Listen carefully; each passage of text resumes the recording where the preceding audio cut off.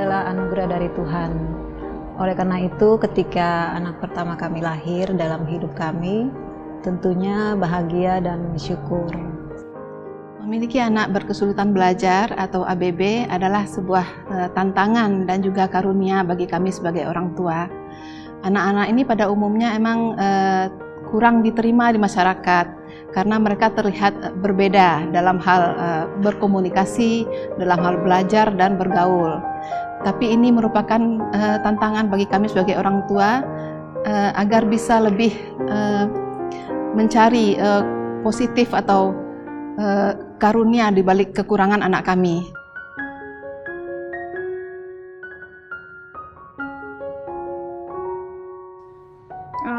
Umumnya kesulitan mereka itu adalah mereka sulit untuk berkonsentrasi dan keterampilan untuk berpikir secara kritisnya sangat rendah.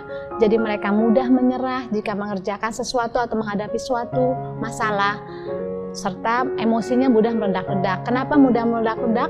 Karena mereka sulit untuk berkomunikasi secara dua arah. Pengalaman saya membimbing anak saya yang kedua yang sudah bekerja, yaitu Evan. Untuk mengatasi kesulitan konsentrasinya, setiap pulang sekolah saya tanyakan Evan, dia belajar apa di sekolah, dan dia lupa. Akhirnya saya mengulang lagi pelajaran yang dia terima di sekolah hari ini, terus sampai malam. Bahkan harus terus diulang-ulang karena lupa dan lupa terus. Itu berlangsung bertahun-tahun, sejak SMP sampai SMA.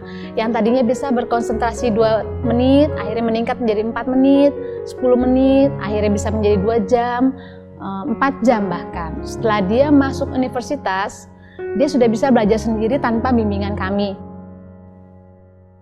Anak-anak ini adalah anak-anak yang sangat penyayang bagi keluarganya. Mereka hormat dan patuh pada orang tua, sayang pada saudara, sehingga mereka akan tetap selalu menjadi kecintaan kami sebagai orang tua. Kendala-kendala yang paling banyak kami temui sebagai orang tua adalah ketika anak ini bersekolah. Di sekolah mereka emang terlihat seperti agak berbeda dari yang lain, kurang berkomunikasi dengan teman, jarang bermain dengan teman, kadang belajar mereka sering tidak fokus. Di samping itu juga ketika bergaul, anak ini lebih sering terlihat main dan asik sendiri dengan kegiatannya, sehingga sering agak dicemooh, dibilang anak aneh atau anak yang tidak normal begitu oleh teman-temannya, bahkan juga oleh masyarakat. Memang anak ini kita terus berupaya ya untuk mencarikan sekolah yang terbaik, pendidikan yang tepat bagi anak ini. Namun Clarissa ternyata memiliki keistimewaan karena dia memiliki kepribadian yang spesial dibandingkan dengan anak-anak yang lain. Dan mengetahui kespesialan Clarissa, tentunya perasaan kami seperti nggak percaya. Mengapa kami yang dipilih Tuhan untuk merawat Clarissa? Tetapi kami percaya bahwa Tuhan tentunya mempunyai rencana yang indah untuk kami. Dari Clarissa umur 3 tahun, setelah dokter menyatakan bahwa Clarissa menderita ADHD, Clarissa diterapi setiap hari selama seminggu.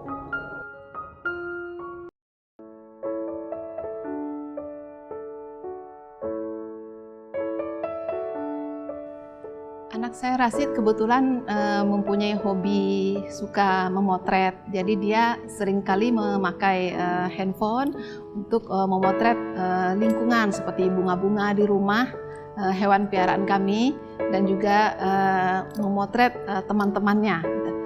Nah, untuk itu kami mencoba melihat ini sebagai mungkin potensi untuk anak kami di masa depan. Kami sebagai orang tua kemudian memberikan fasilitasnya seperti kamera yang cukup atau memadai untuk menunjang hobinya itu. Memang anak kami berencana untuk melanjutkan bidang fotografi ini ke jenjang universitas. Dia sangat berminat untuk melanjutkan ke jenjang universitas. Kendalanya mungkin tidak semua universitas mungkin bisa menerima anak kami untuk berkuliah di sana. Selama mengikuti pendidikan dari SD sampai SMA, kami berupaya agar Clarissa bisa mengikuti pendidikan di sekolah dengan baik. Saya banyak melakukan komunikasi dengan guru di sekolah, juga dengan teman-teman Clarissa, bahkan saya mencarikan teman untuk Clarissa. Berbagai upaya lain juga Clarissa diikutkan banyak les, juga terapi-terapi masih tetap dilakukan oleh Clarissa.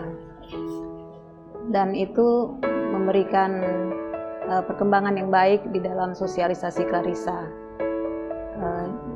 Kemudian dibully, ditertawakan, dianggap aneh, dianggap gila, itu semua dialami oleh Clarissa dan tentunya kami juga.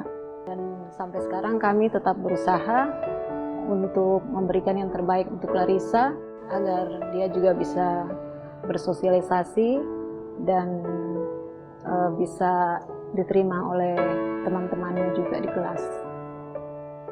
Clarissa juga mempunyai kelebihan. Clarissa mempunyai hafalan yang kuat dan dia suka menggambar. Senang membaca, terutama membaca tentang adat istiadat, sejarah, geografi. Bahkan dia senang mengeksplor alam atau tempat-tempat yang belum pernah dia kunjungi. Sebenarnya hobi membacanya itu tuh untuk memuaskan keingintahuan dia tentang apa saja. Dan dia sangat senang membaca tentang penyakit, tentang partai politik. Jujur saja, saat itu kami hanya fokus kepada pendidikan formal dia, karena menurut anggapan kami pendidikan formal itu sangat penting untuk terjun ke dalam masyarakat.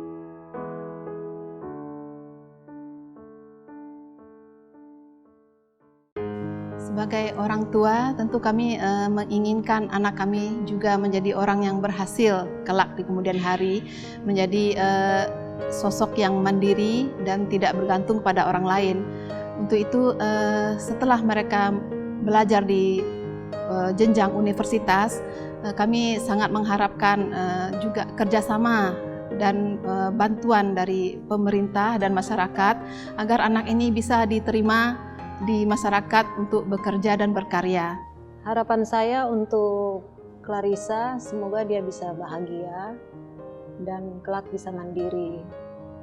Dan harapan kami juga agar Clarissa dan anak ABB yang lain bisa diterima oleh masyarakat.